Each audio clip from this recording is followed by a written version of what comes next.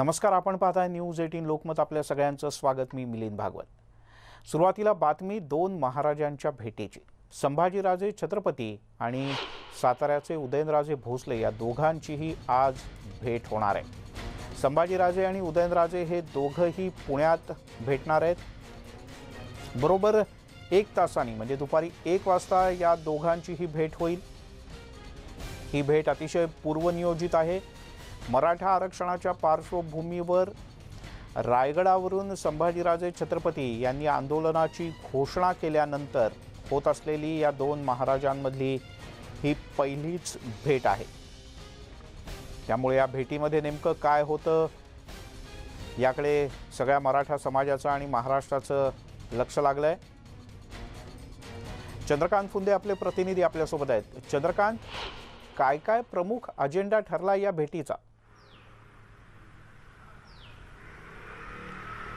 मिलिंद, साहजिकच ह्या भेटीचा अजेंडा हा मराठा आरक्षणाचा आंदोलनाचा आहे, हे उघड आहे. कारण आज सकाळी आपल्याला माहिती, अजित पवार राज्याचे उपमुख्यमंत्री सकाळी कोल्हापुरात छत्रपती संभाजीराजांचे पिताश्री मालोजीराजे यांना भेटले, पण संभाजीराजे मात्र पुण्यात आहेत. मग त्या भेटीनंतर लगेच राजांकडनं ही भेट रिव्हील करण्यात आली की मी आज उदयराजांना भेटणार आहे. पुण्यातील औंध सोसायटीतील सिंध सोसायटी, सगळ्यात मी एकदम ज्याला आपण म्हणू हायफाय सोसायटी आहे, इथं एका बंगल्यामध्ये ते भेटणार आहेत. याच सोसायटीमध्ये आता आपण आलेलो आहोत. एकदम शांत परिसर आहे, इथंच ती भेट होईल साधारण तासाभरात. जाणीवपूर्वक बंगल्याचं क्रमांक त्यांनी रिव्हील केलेलं नाही अजून, जेणेकरून सगळे गर्दी होऊ नये किंवा माध्यमांची होऊ नये. पण याच गल्लीत तो बंगला आहे हे मात्र निश्चित आहे. आपण पाहू शकतो हे सगळं किती शांत परिसर. आणि इथं हे दोन्ही राजे भेटणार आहेत. एका अर्थाने मराठा आरक्षणाच्या आंदोलनाच्या पार्श्वभूमीवर ही भेट तशा अर्थाने खूप महत्त्वपूर्ण नाही, तर पुढची नांदी म्हणता येईल. आंदोलन पुढं कसं जाईल आपल्याला माहिती. दोन्ही राजे सध्या यांच्याकडे आहेत, म्हणजे भाजपकडे आहेत. एक भाजपचे रीतसर राज्यसभेतील खासदार आहेत, तर उदयनराजे हे, तर संभाजीराजे हे राष्ट्रपती नियुक्त खासदार आहेत, अर्थात ते भाजपच्याच कोठ्यातनं आहेत.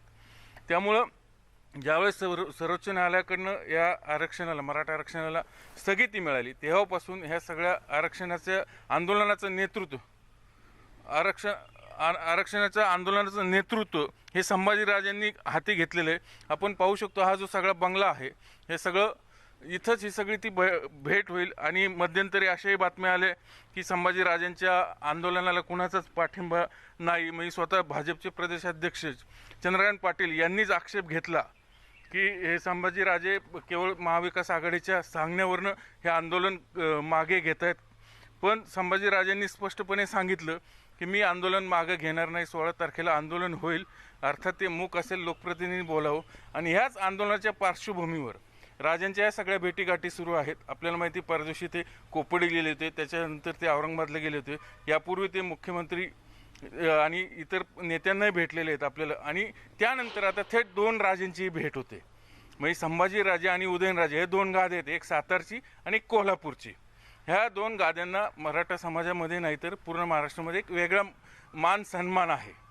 आणि या दोन्ही गाद्यांचे हे वारसदार आज इथं भेटत आहेत. त्यामुळे या भेटीला निश्चितच खूप मोठं राजकीयच नाही तर सामाजिक सुद्धा महत्त्व आहे या आंदोलनाच्या दृष्टीनं. त्यामुळे या दोन, आणि यापूर्वी स्वतः उदयनराजेंनी सांगितले की संभाजीराजे नेतृत्व करत असतील, माझा त्यांना पाठिंबा आहे. त्यामुळे आता जर ह्या भेटीत नेमकं पुढं काय ठरतं, या आंदोलनाची दिशा कदाचित फायनल होऊ शकते. कारण आपल्याला माहिती, भाजपने स्पष्ट केलं चंद्रकांत, या भेटीमध्ये फक्त हे दोन राजे एकत्र असणार आहेत का त्यांच्यासोबत आणखीन कोणी असतील, त्यांचे सहकारी किंवा प्रतिनिधी किंवा मराठा समाजाचे अन्य काही नेते? नाही, सध्या तरी दोन राजेच भेटणार आहेत आपल्या माहितीनुसार. कदाचित नंतर दोन्हीकडचे समर्थक नंतर भेटतीलही, पण सध्या तरी दोन राजेच भेटतील. त्यामुळे या बैठकीत, हे दोन राजांच्या बैठकीत नेमकं काय ठरतंय आणि हे आंदोलन पुढं कसं न्यायचं. कारण आपल्याला माहिती आहे, मराठा आरक्षणाचा सगळा तिढा सुप्रीम कोर्टात स्थगिती मिळाल्यामुळं आणखीन वाढलेला आहे. केंद्र सरकार म्हणतंय राज्याने कायदा करावा आणि राज्य सरकार म्हणतंय केंद्राने कायदा करावा. याच्यात ते सगळं अडकलेलं आहे. आणि संभाजीराजे म्हणतात की तुम्ही काही करा, पण आम्हाला आरक्षण मिळून द्या मराठा समाजाला. 70% समाज हा आरक्षणासाठी मग खूप गरजेचं आहे 70% समाजाला आरक्षण मिळालं, कारण गोरगरीब सगळा मराठा समाज आहे, त्यांना आरक्षण त्यांचं रद्द झाल्यामुळं तो संतापलेला आहे आणि याच संतापाला संभाजीराजे एका आंदोलनाचं स्वरूप देऊ पाहत आहेत. बर त्याची चंद्रकांत, तू सुरुवात राहाच 16 आपल्यासोबत आता छावा संघटनेचे प्रमुख धनंजय जाधव सुद्धा जोडले गेलेले आहेत. धनंजयजी, तुम्ही कसं पाहता या दोन राजांच्या भेटीकडे? नक्कीच आजची बैठक ही खरंच ऐतिहासिक आहे. ऐतिहासिक असल्याबरोबरच मराठा आरक्षणाच्या प्रक्रियेला चालना देणारी ही सगळी घडामोड आहे. तुम्ही पाहिलं असेल की येणाऱ्या 16 तारखेला कोल्हापूरमध्ये मूक आंदोलन होणार आहे आणि आजवर झालेल्या आंदोलनामधला हा एक सगळ्यात विशेष आणि वेगळा पॅटर्न असणार आहे. कारण की आजवर समाजाचे मोर्चे निघाले, समन्वयक बोलले, छत्रपती संभाजीराजे बोलले, परंतु रिझल्ट ओरिएंटेड जर भाग काय काढायचा असेल तर लोकप्रतिनिधी बोलले पाहिजेत. लोकप्रतिनिधीची भूमिका मांडणार आहेत. लोकप्रतिनिधी आमच्या ज्या 5 मागण्या आहेत, सारथीची मागणी असेल, अण्णासाहेब मागणी असेल, महामंडळाची मागणी असेल किंवा इतर ज्या मागण्या आहेत त्या सोडवण्याच्या अनुषंगाने लोकप्रतिनिधी काय करणार आहेत नियोजन, किंवा मराठा आरक्षणाचा मुद्दा हा राज्याचा आहे की केंद्राचा आहे यावरती देखील ते आंदोलन बघले. आणि त्या आंदोलनाच्या अनुषंगाने राज्यातील सर्व नेते मंडळींची यापूर्वी छत्रपती संभाजी महाराजांनी भेट घेतली होती. त्यामध्ये प्रामुख्याने शरदचंद्रजी पवार साहेब असतील, देवेंद्र फडणवीस असतील, उद्धव ठाकरे असतील, राज ठाकरे असतील, काँग्रेसचे नेते मंडळी असतील आणि आंबेडकरांची भेट ही देखील चर्चेचा विषय ठरली होती. त्यानंतर छत्रपती संभाजीराजे यांचे बंधू असणारे शिवाजी महाराजांचे वंशज माननीय उदयनराजे भोसले यांची भेट ही मराठा आरक्षणाच्या अनुषंगाने खूप महत्वाची आहे. कारण की छत्रपती शिवाजी महाराजांचा विचार आणि मराठा समाजाला साथ देताना छत्रपती संभाजी महाराजांना या सर्वांना एकत्रित घेणं गरजेचं आहे. आणि त्यामध्ये प्रामुख्याने यापूर्वी देखील उदयन महाराजांनी सांगितलं होतं की संभाजी महाराज जी भूमिका पार पाडतात त्या भूमिकेला त्यांचा भाऊ म्हणून, एक समाजाचा घटक म्हणून मी त्यांच्या सोबत आहे. अक्षरशः त्यांनी हेही सांगितलं होतं की मुख्यमंत्री पदासाठी जर काही गोष्टी घडल्या तर मला ते आवडेल संभाजीराजेंचं नाव पुढे आलं तर.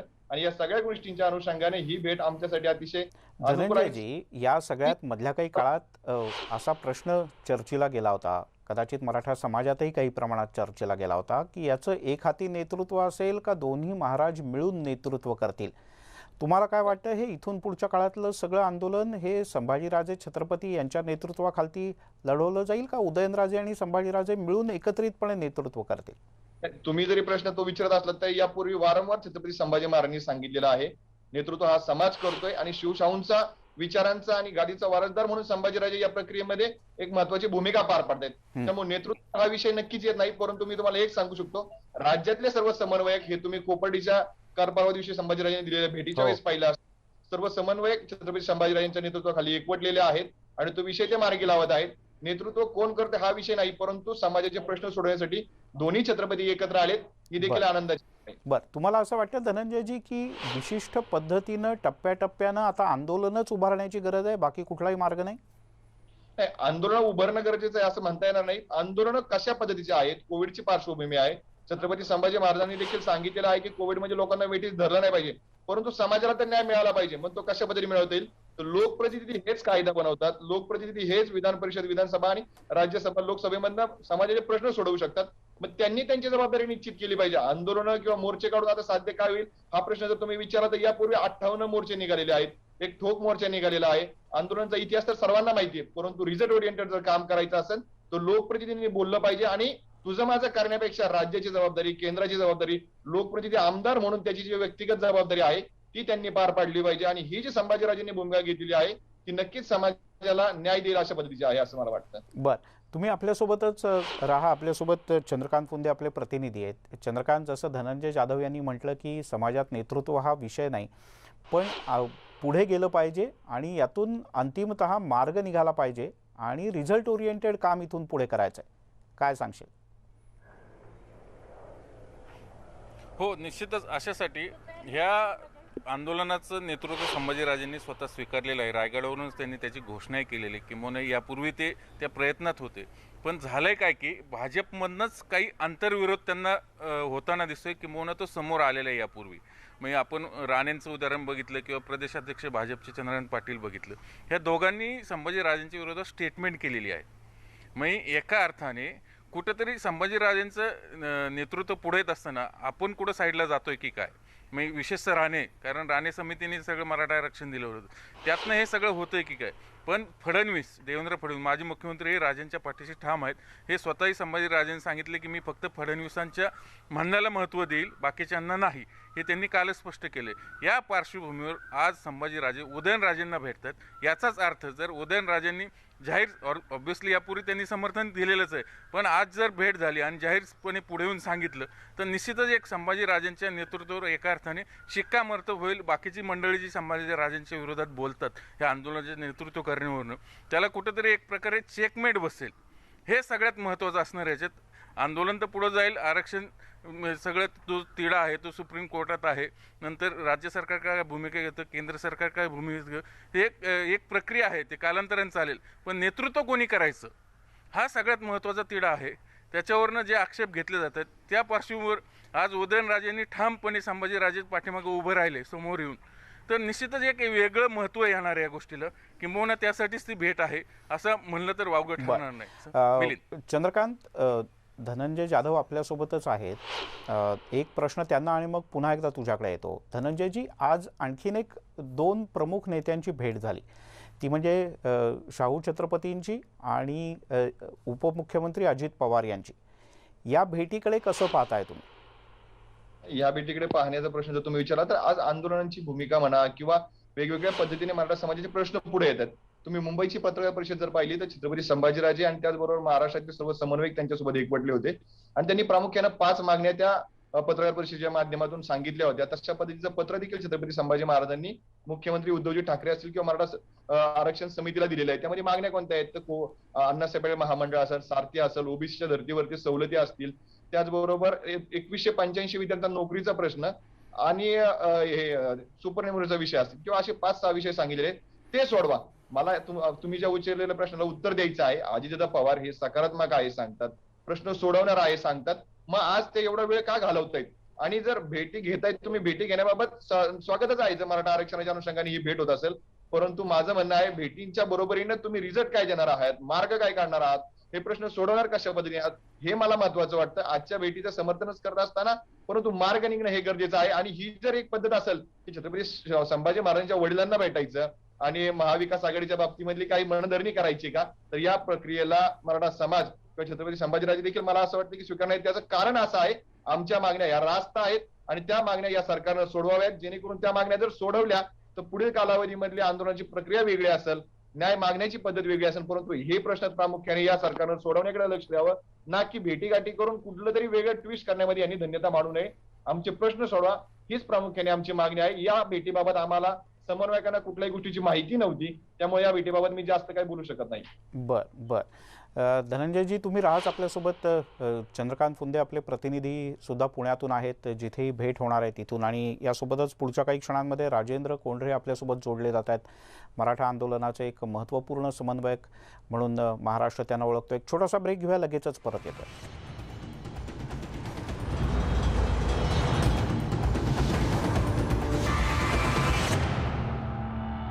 लाटेची पूर्वतयारी करत असताना लहान मुलांच्यासाठी बालरोग तज्ज्ञ टास्क फोर्स हे इथं तयार केले गेलेले आहेत, असं जिल्हाधिकाऱ्यांनी सर्व मान्यवरांच्या उपस्थितीमध्ये आम्हा लोकांच्या लक्षात आणून दिलं. आम्ही तेही त्यांना त्याच्यामध्ये सांगितलं. तसंच आम्ही टेस्टिंग वाढवायला सांगितलं. इथं काहीतरी 9,5-10 हजार टेस्टिंग आहे. आम्ही जिल्हाधिकाऱ्यांना सांगितलं की ते जवळपास 1.5 पट ते 2 पट झालं पाहिजे. टेस्टिंग वाढलं तर सुरुवातीच्या काळामध्ये पॉझिटिव्हचं प्रमाण आणखीन वाढेल, हरकत नाही. काही दिवस पहिल्या आठवडाभर जरी वाढला तर नंतर मात्र ते कमी व्हायला मदत होईल. कारण आता काही जणांना पॉझिटिव्ह असताना त्यांना टेस्टिंग न झाल्यामुळं त्यांना कळत नाही आणि ते लोकांच्या मध्ये फिरत असतात, त्याच्यामुळं इतरांना पण करोना होतोय. त्याकरता टेस्टिंग वाढवलं पाहिजे, ह्याही सूचना दिल्या.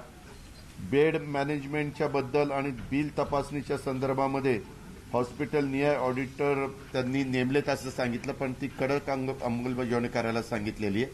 त्याच्यात कुणाला त्रास द्यायचा हेतू राज्य सरकारचा किंवा आम्हाला लोकप्रतिनिधींचा अजिबात नाही. पण खाजगी हॉस्पिटलांनी पण नियमाप्रमाणे जे काही बिलं असतील ती लावावीत. कारण नसताना लोकांना अधिकची बिलं लावून त्याच्यात त्रास होईल पेशंट लोकांना किंवा पेशंटच्या नातेवाईकांना, हे होता कामा नये. अशाही प्रकारचं आम्ही सूचना दिलेल्या आहेत.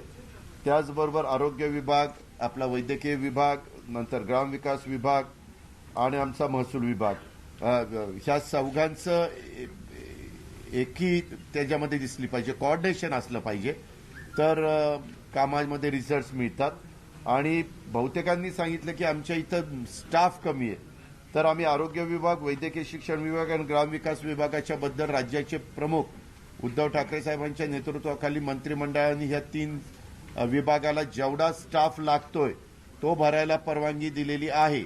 आता इथं 2 विभागाचे मंत्री तर माझ्या उजवीकडे राजेश टोपे बसले, डावीकडे ग्रामविकास मंत्री बसले आणि अमित देशमुख साहेब हे लातूरचे आमचे वैद्यकीय शिक्षण मंत्री आहेत.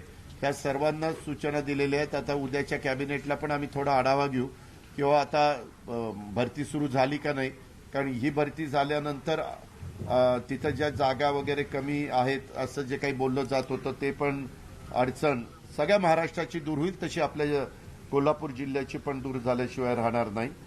त्याचबरोबर आपल्या जिल्हाधिकारी कोल्हापूर यांनी नमूद केलेले शासन स्तरावरील प्रलंबित विषय हे मला माझ्या संबंधातलेच जास्त आहे आणि काही थोडेसे राजेश टोपेंशी संदर्भातले आहेत.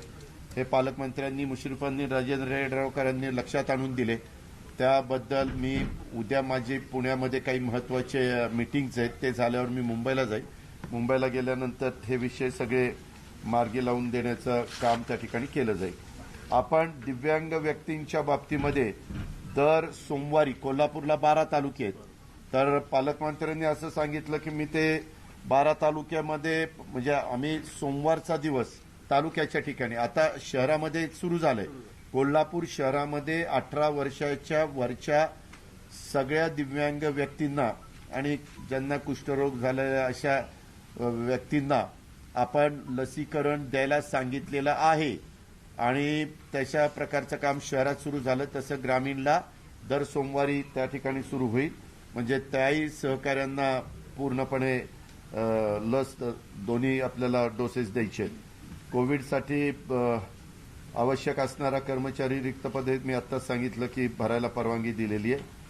त्याचबरोबर दुर्गम भागातील रुग्णवाहिका काही म्हणजे चंदगडचे आमदार राजेश पाटलांनी एक मुद्दा इथे असा काढला की त्यांच्या भागामध्ये डोंगरी भाग जास्त आहे, दुर्गम भाग जास्त आहे, तर तिथं आम्हाला गाडीच ॲम्ब्युलन्सच तशा प्रकारची उपलब्ध करून द्या.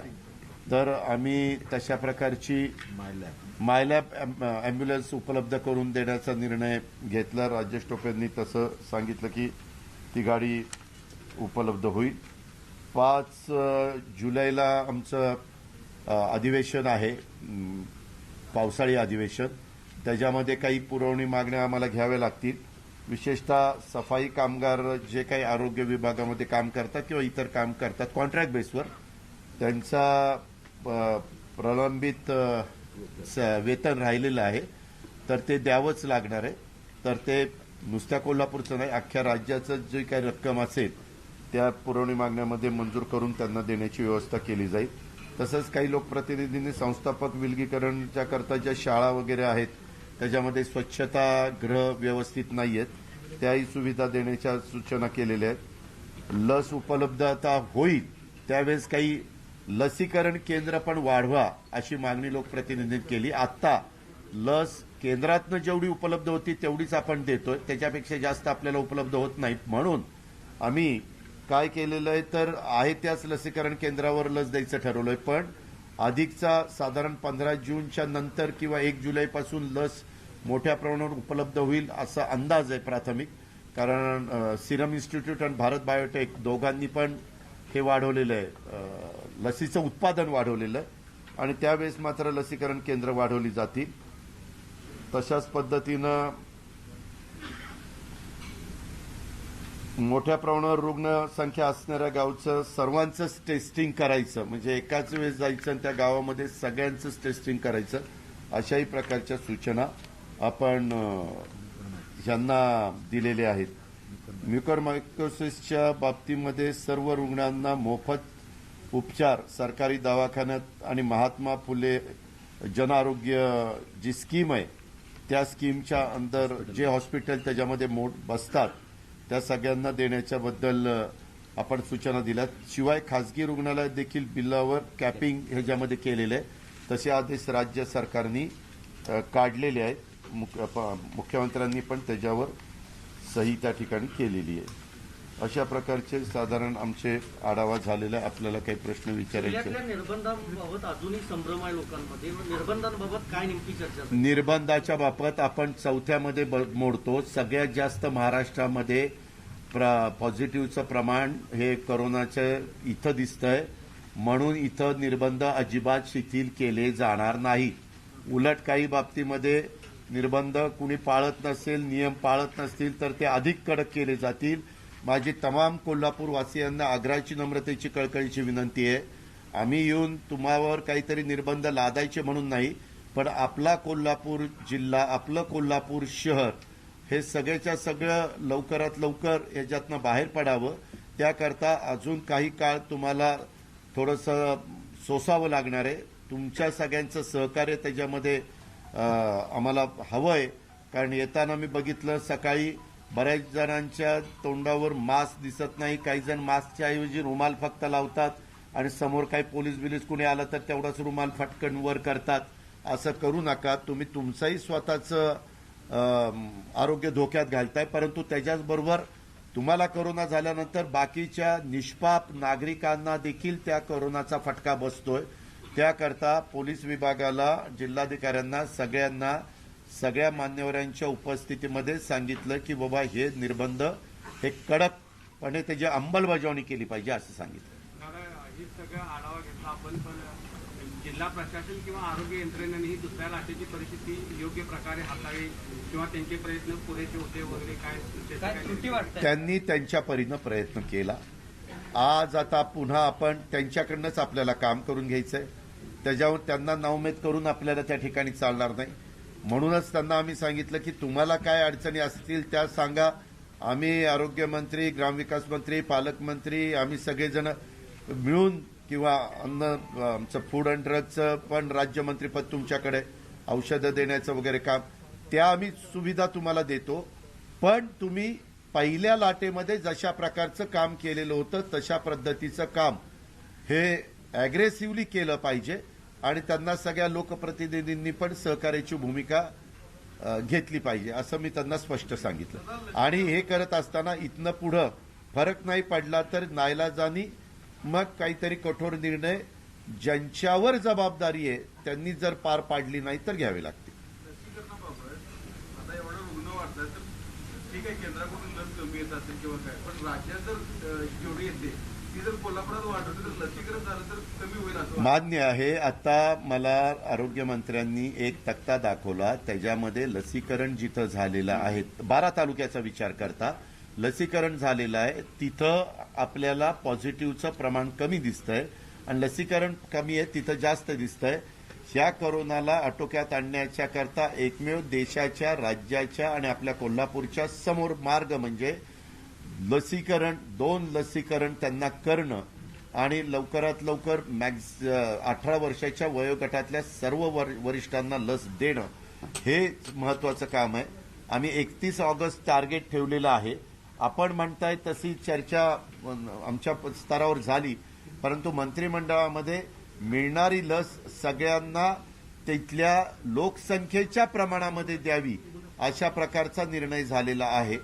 पण पुन्हा जरा थोडासा काही प्रमाणात 5-10% लस जिथं पॉझिटिव्हचं प्रमाण जास्त आहे तिथं जर देता आली तर आम्ही ह्या कॅबिनेटला तो निर्णय घेऊ. लसीचा इतका तुटवडा असताना पुण्यात घरी जाऊन लस द्यायचा निर्णय झालेला आहे. कुणाला झालेला आहे? पुण्यात आपण कारण नसताना काहीतरी गैरसमज करताय.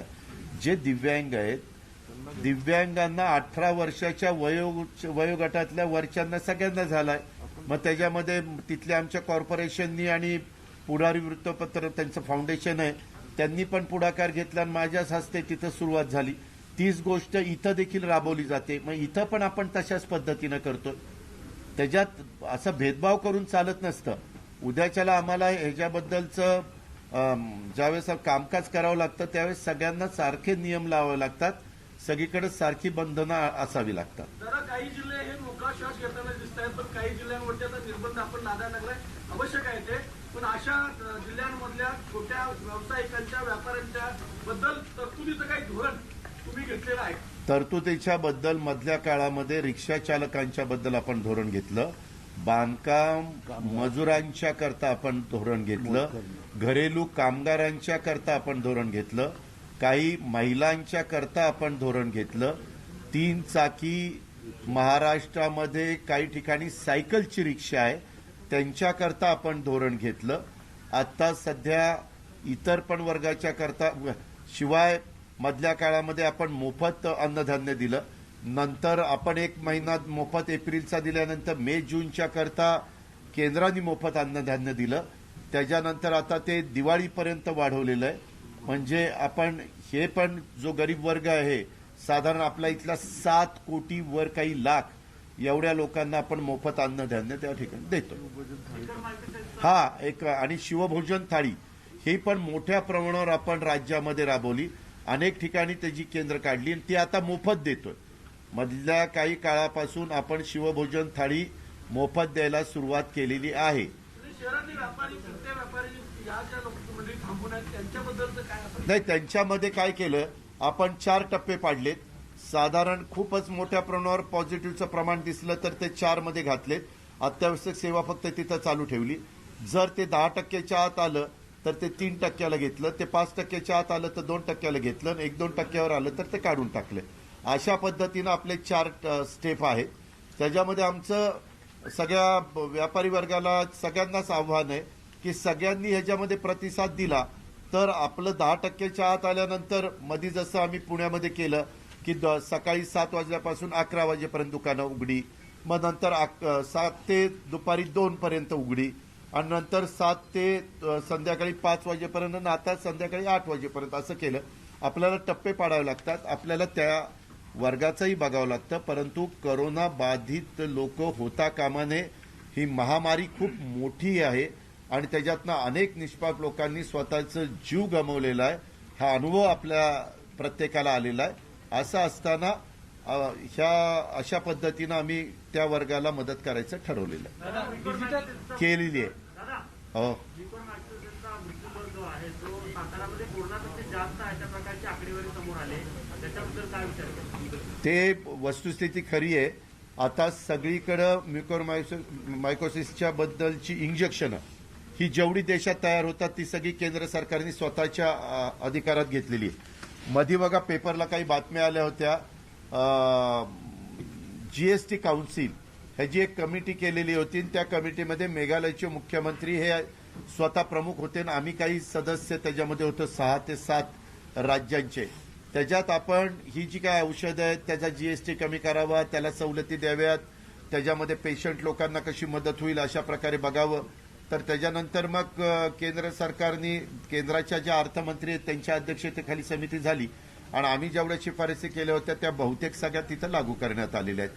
आता तुम्ही म्युकोरमायकोसिसच्या बद्दलचं इंजेक्शनचा उल्लेख केला. आपण सातत्याने केंद्राला सांगतो की आमच्याकडे ते प्रमाण, देशात जिथं जिथं प्रमाण जास्त आहे त्या प्रमाणामध्ये इंजेक्शन जावीत. आपल्या कोल्हापूरला ते प्रमाण दिसतंय, साताऱ्यामध्ये दिसतंय, त्याच्यावर त्या प्रमाणात इंजेक्शन मिळावी. जसं मध्ये रेमडेसिवीरचं इंजेक्शनचं शॉर्टेज होतं तसं ह्याचं शॉर्टेज होतंय. त्याच्यात जे कोणी तयार करणारे कारखाने आहेत त्यांना अधिक प्रोत्साहन देण्याचं धोरण केंद्राने अवलंबलेलं आहे आणि आम्ही त्यांच्याकडे मागणी केलेली आहे. त्यांची येत आहेत तशी इंजेक्शन आपण पाठवतोय. त्यांनी त्यावेळेस आम्हाला सांगितलं की साधारण 15 जूनच्या नंतर ही परिस्थिती बऱ्याच अंशी बदललेली असेल. आता आज तारीख 14 आहे, उद्या 15 आहे. जसं रेमडेसिवीरचं मध्ये शॉर्टेज झालं मग नंतर आता मुबलक औषधं आहेत तशा पद्धतीनं होईल अशी अपेक्षा करायला हरकत नाही. जीएसटी काउन्सिलचा उल्लेख केला आपण, जीएसटी. हो हो, तर जीएसटी मध्ये राष्ट्रीय मंत्री कमिटीमध्ये आपण ज्या शिफारशी केल्या होत्या त्या सगळ्या अंमलात आल्या. त्यामुळे कोरोना संदर्भातले जे काही उपचार आहेत तर त्याला बऱ्याच प्रमाणामध्ये सवलत मिळाली. पण मुख्य मुद्दा आहे तो केंद्राकडून महाराष्ट्राला जो जीएसटीचा परतावा मिळायचा आहे तो 25,000 कोटी होता, त्यातला साधारण 22 मिळाला आहे, बाकीचा 23 मिळायचा आहे. 24,000 कोटी रुपये मिळायचा, परिणाम होतोय असं दिसतंय. 24,000 कोटी रुपये मिळायचा तो सगळ्याच देशातल्या वेगवेगळ्या राज्यांचा तसा राहिलेला आहे. आम्ही पंतप्रधानांच्या समोर तो मुद्दा मांडला. पंतप्रधान महोदय म्हणाले की आम्ही त्याच्यामध्ये लक्ष घालू. केंद्रानं सगळा निधी दिलेला आहे, तुम्ही केंद्राच्या नावाने ओरड करू नका. कोण म्हणतं? चंद्रकांत दादा दुर्दैवाने ते आता मंत्रिमंडळामध्ये नसल्यामुळे, सरकारमध्ये नसल्यामुळे त्यांना हे आकडे नक्की माहिती नाहीत. आम्ही सध्या ऑफिशियली मंत्रिमंडळात आहोत आणि आम्हाला सहीचा अधिकार आहे, त्याच्यामुळे आम्ही ते बघतोय. आणि आम्ही राज्याच्या प्रमुखांच्या बरोबर दिल्लीमध्ये जाऊन मी तिथेही सांगितलं की 24,000 कोटी रुपये स्वतः पंतप्रधानांना मुख्यमंत्र्यांच्या सहीचं पत्र आहे. हे राजकारण करण्याची अजितदादा पत्रकारांच्या अनेक प्रश्नांना उत्तरं देत आहेत आणि जिथे पॉझिटिव्हिटीचा रेट जास्त असेल तिथे निर्बंध कायम असतील असंही त्यांनी म्हटलं. आणि आता जाऊयात थेट मुख्यमंत्री उद्धव ठाकरे यांच्या कार्यक्रमात. घर बसल्या शिकाऊ वाहन चालकांच्या परवान्यासाठीचा कार्यक्रम सुरू आहे. होईल. तसेच दरवर्षी सुमारे 20 लाखाहून अधिक वाहनांची नोंदणी होत असते. मोटरसायकल व कार या नवीन वाहनांच्या नोंदणीकरिता मोटर वाहन निरीक्षकांमार्फत यापुढे वाहन तपासणीची आवश्यकता राहणार नाही. वाहन विक्री शुल्क व कर भरल्यानंतर नोंदणी क्रमांक दिला जाणार आहे. त्यासाठी वाहन वितरक सर्व कागदपत्रे डिजिटल सिग्नेचर ई स्वाक्षरीद्वारे ऑनलाईनच सादर करेल. यामुळे सर्व परिवहन कार्यालयातील 100हून अधिक मोटर वाहन निरीक्षक हे इतर रस्ता सुरक्षा कर वसुली इत्यादी कामाकरिता उपलब्ध होतील. राज्यातील परिवहन विभागांच्या सेवा खऱ्या अर्थाने नागरिक केंद्रित व पारदर्शक होणार आहेत. यासाठी मी माननीय मुख्यमंत्री महोदयांचे मनापासून आभार मानतो आणि माझे 2 धन्यवाद. तर हा कार्यक्रम सध्या सुरू आहे ऑनलाईन पद्धतीनं. काय नेमका कार्यक्रम आहे जाणून घेऊयात. आमचे प्रतिनिधी उदय जाधव आपल्यासोबत फोन लाईन वरती आहेत. उदय, या कार्यक्रमाबद्दल काय अधिक माहिती? राज्यभरातील जेवढे शिकाऊ ड्रायव्हर असतात किंवा ज्यांना लायसन्स मिळवायचं आहे वाहन चालक परवाना, ते मिळवण्यासाठी एक प्रकारे सर्व वाहन चालकांना आरटीओच्या ऑफिसमध्ये यावं लागतं. तिकडे त्यांना सर्व जे काही ट्रेनिंग घेतलेलं आहे किंवा वाहन चालवता येतं त्याचं संपूर्ण जे काही डेमॉन्स्ट्रेशन आहे ते त्यांना दाखवावं लागतं. नंतर त्यांना लायसन्स मिळतं. मात्र आता राज्य सरकारने आधुनिक तंत्रज्ञानाची कास जी आहे ती पकडलेली आहे आणि एकूणच राज्यभरातील सर्व प्रशिक्षणार्थी जे वाहन चालक आहेत त्यांना लायसन्स मिळवण्यासाठी ऑनलाईन लायसन्स जे आहे ती मिळण्याची व्यवस्था केलेली आहे आणि त्याचंच उद्घाटन मुख्यमंत्री उद्धव ठाकरे यांच्या हस्ते होत आहे आणि या कार्यक्रमाचा शुभारंभ सुरू झालेला आहे. ऑनलाईन पद्धतीने याचं उद्घाटन जे आहे ते होत आहे. हे ऑनलाईन लायसन्स एकदा सुरू झालं की राज्यभरातले सर्व प्रशिक्षणार्थी जे वाहन चालक आहेत त्यांना लायसन्स मिळण्यासाठी खूप कमी वेळात त्यांना लायसन्स जे आहे ते मिळू शकतं. सध्या कोविडचा प्रादुर्भाव देखील सुरू आहे, संसर्ग सुरू आहे. अशा वेळेला सर्वसामान्य नागरिक जे आहेत ते रस्त्यावरती उतरून किंवा आरटीओच्या ऑफिसमध्ये येऊन स्वतःचं वाहन चालक परवाना सिद्ध करण्यासाठी त्यांना डेमॉन्स्ट्रेशन द्यावं लागतं. ते न देता त्यांना जर ऑनलाईन जर त्यांना मिळालं संधी तर अधिक चांगल्या प्रकारे त्यांना लायसन्स जे आहे ते तात्काळ मिळू शकतं आणि एक प्रकारे नियोजन जे आहे ते चांगल्या प्रकारे येऊ शकतं. त्यामुळे हे ऑनलाईन लायसन्स जे आहे ते राज्य सरकारने आता सुरू करत आहे. मुख्यमंत्री उद्धव ठाकरे यांच्या हस्ते थोड्याच वेळात याचं उद्घाटन जे आहे ते होत आहे. जी उदय, धन्यवाद दिलेल्या माहितीसाठी. तर घर बसल्या शिकाऊ वाहन चालक परवान्यासाठी चाचणी तसंच वाहनांची नोंदणी ही वितरकाकडून ऑनलाईन पद्धतीनं करता येणं यासाठी ही कार्यप्रणाली कार्यान्वित केली जाते. मुख्यमंत्र्यांच्या हस्ते ऑनलाईन याचं उद्घाटन होत आहे. एक छोटासा ब्रेक इथे घेतोय. पाहत रहा न्यूज 18 लोकमत.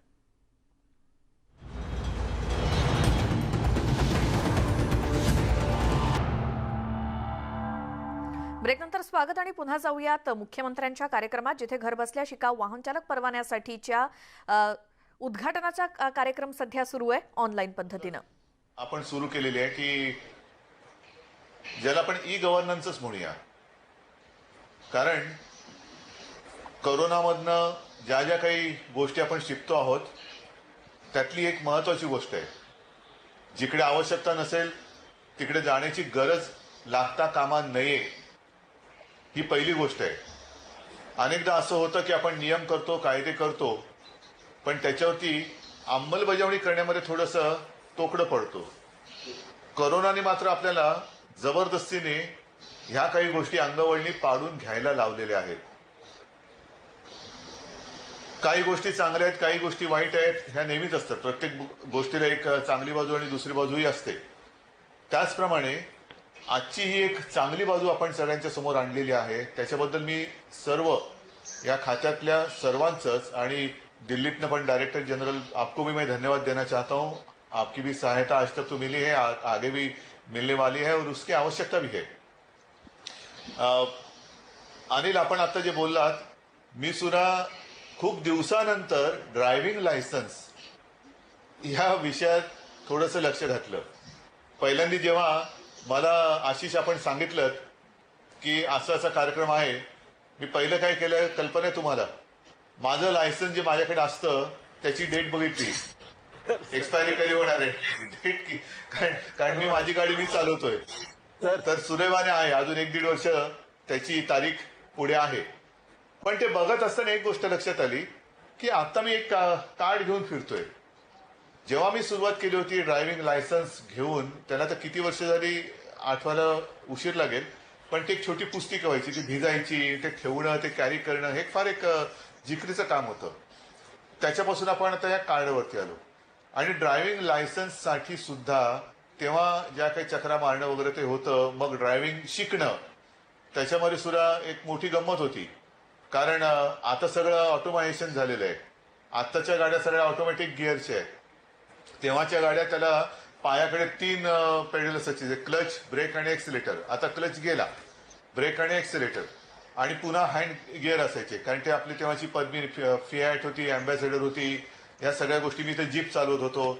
आणि ड्रायव्हिंग टेस्टच्या वेळेला हमखास नापास करू शकणारी अशी एक गोष्ट असायची, ती म्हणजे चढावावरती गाडी थांबून दाखवायची आणि पुन्हा चढून दाखवायची, गिअरची गाडी.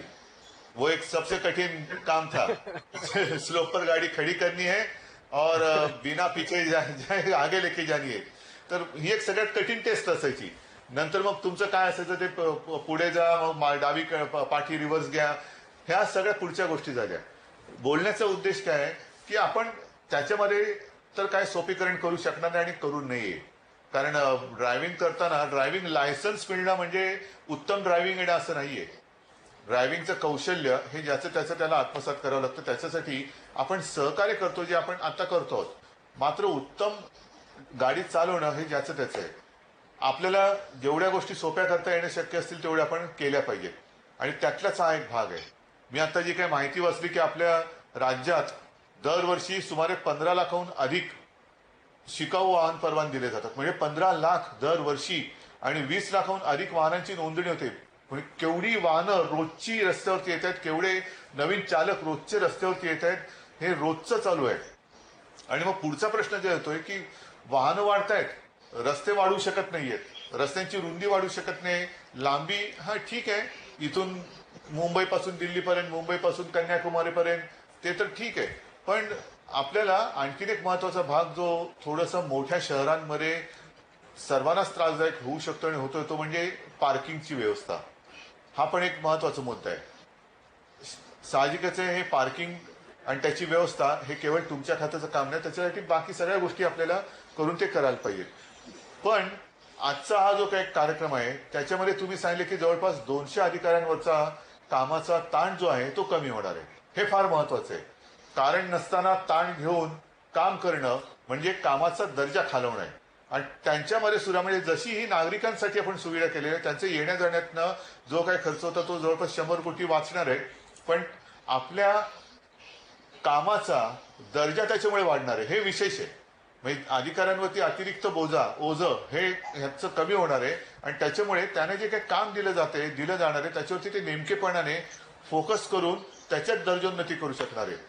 मला असं वाटतं की एक चांगलं पाऊल आपण पुढे टाकलेलं आहे. महाराष्ट्र राज्य हे नेहमीच विकासात अग्रेसर राहिलेलं आहे. जगभरामध्ये ज्या ज्या काही चांगल्या चांगल्या गोष्टी आहेत त्या आपल्याला आपल्या महाराष्ट्रामध्ये पाहिजेतच, मुंबईत पाहिजेतच. हा आपला अट्टहास आहे. आणि हे एक वेगळं लोकांचं येणं जाणं आणि कारण नसताना त्यांचं वेळेचं अपव्यय होणारं काम आपण सोपं केलेलं आहे. अशाच पद्धतीने मी बाकी सगळ्या काही गोष्टी वाचत बसत नाही, कारण अशी जी आपणही कल्पना दिली, अनिलजी आपणही दिलेली आहे. आणि आपल्यालाच पुन्हा आपण मला दिलेली माहिती आपल्याला सांगण्यात काय मला काय तसं काय कौतुक आहे असं वाटत नाही. पण एक अतिशय चांगलं काम जनहिताचं आपण केलेलं आहे. त्याच्याबद्दल मनापासून तुम्हाला धन्यवाद देतोय, जनतेच्या वतीने धन्यवाद देतोय. आणि आपल्या प्रगतीची ही गाडी अशीच पुढे पुढे पुढे पुढे जात राहो. त्याच्यासाठी सरकारला तशी काही धक्का मारायची गरज नाहीये. तुमची गाडी चालू आहेच, ती अधिक वेगाने आणि सुरक्षितपणे पुढे जात राहो, याच माझ्या शुभेच्छा. पुन्हा एकदा सगळ्यांना धन्यवाद देतो. जय हिंद, जय महाराष्ट्र.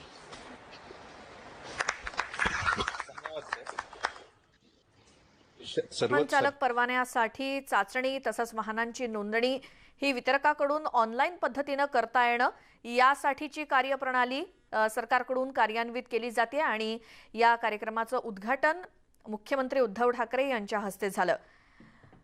हा संपूर्ण कार्यक्रम या अंतर्गत घर बसल्या आता कोरोना काळामध्ये वाहन चालकांना जे वाहन चालकात किंवा वाहनाचे परवाने आहेत, वाहन चालवण्याचे परवाने किंवा लायसन्स आहेत ते घर बसल्या मिळावेत आणि त्या संबंधीची चाचणी करता यावी यासाठीच ही कार्यप्रणाली नव्यानं सुरुवात करण्यात आली आहे.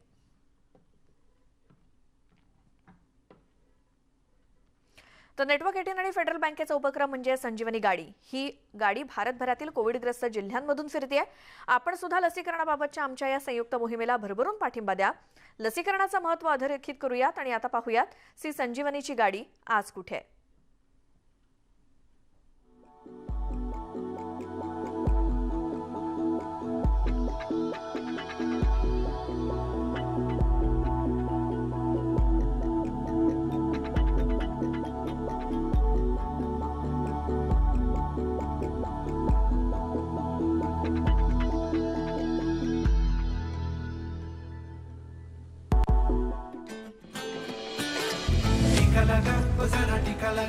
जब अपनी बारी आए टिका लगा हो ये जो ढाल सी है वो कमाल सी है संजीवनी आई यहाँ टिका लगा जरा टिका लगा जरा टिका टिका टिका टिका लगाया क्या